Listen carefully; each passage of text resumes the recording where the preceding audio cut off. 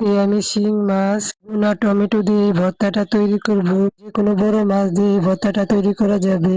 দিন তো নিরামিষ খেলাম, ফ্রিজে বেশি মাছ ছিল না, তাই শিং মাছটা রয়েছে। ভেবেছি শিং মাছটা দিয়ে ভর্তাটা তৈরি করব।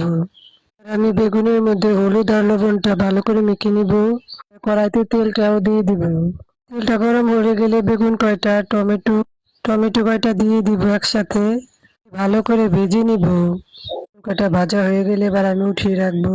আর একটু তেল দিয়ে আমি শুকনো মরিচ কাঁচা লঙ্কাটা দিয়ে ভালো করে একটু ভেজে নিব হালকা করে।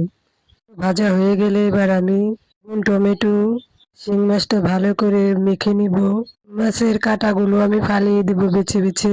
মধ্যে আমি ধনেপাতা কয়েকটা কাঁচা পেঁয়াজ অল্প একটু সরিষার তেল নিয়ে নিলাম। তবে আমি ভালো করে হাত দিয়ে ভালো করে আটাটা মেখে নিব।